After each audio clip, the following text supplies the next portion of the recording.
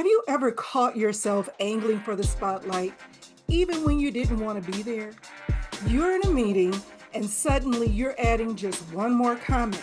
You're with friends and you are driving the conversation, and they definitely don't need you to drive it. But because silence makes you feel kind of invisible, sometimes the pressure to be seen is too familiar, and we forget that it's pressure at all. And when that drive doesn't match up with your values or your emotional well being, it's not presence. That's what I call performance. So today, let's talk about the kind of power that doesn't require a spotlight, the kind of presence that doesn't exhaust you, and the strategy of falling back. And why not being the star is often the most emotionally intelligent move you can make. If you're new here, I'm Davina Dandridge, author of Brains Baubles, Do What Works for You, and creator of the Emotional Sophistication Map and the Self-Gut Check Method. This is Brains Baubles Live, where women with vision learn to think clearly, lead emotionally, and stop performing for peace. And just so we're clear, I'm not a therapist. I don't diagnose people, I decode patterns. I've lived the pressure of performance. And I've studied the psychology behind emotional overfunctioning. And I teach high functioning women how to dismantle it with wisdom, faith, and emotional intelligence, and not just willpower. So let's get into it. There was a season in my life when I felt I had to show up in every room, loudly, visibly, and sharply. I just had to be seen. I was collecting receipts of relevance, over preparing, over explaining, overstretching myself, not because I didn't know my worth, but because I didn't trust my worth to speak for me without me doing more.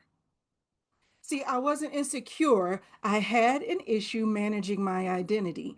And once I saw that, I had to ask myself, what am I trying to prove? And who gave me the job of always being on? When I started to fall back, I quietly and intentionally didn't become less powerful. I became less performative. I didn't do as much. And that's what really shifted everything for me. People often think that quiet strength is passive.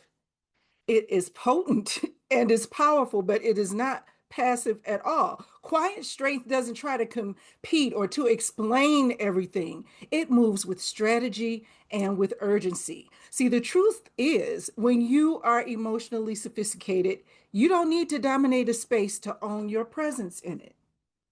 You know how to observe without shrinking. You know how to exit without guilt. And most importantly, you know when attention is affirmation and when attention is addiction. See, your impact isn't measured by how loud you are. It's measured by what lingers after you've left the room, like a good smelling scent. I once worked with a woman, and she was a senior leader at a major firm.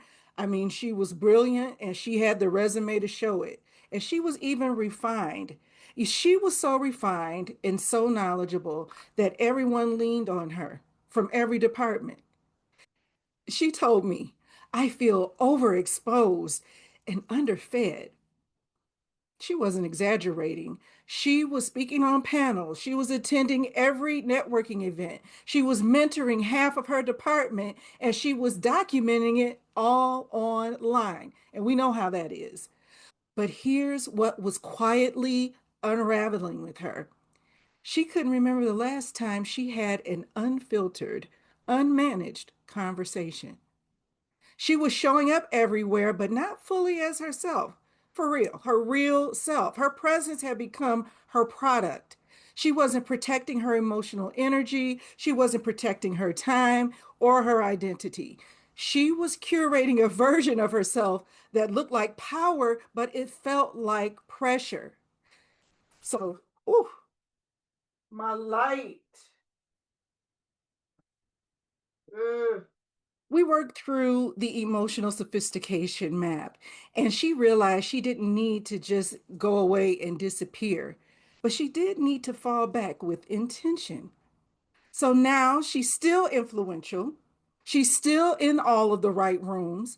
But when she speaks from a fullness, not from her tiredness from doing everything.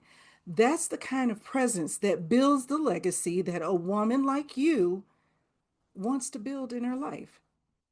The need to always contribute or always be on often comes with an emotional contract we signed without reading the small print.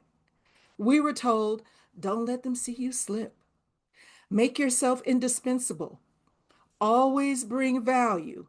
And yes, competence does matter, but when your presence becomes your protection, you stopped connecting, and that's how you start performing. Falling back isn't evidence of failure, it's self trust and it's emotional sophistication.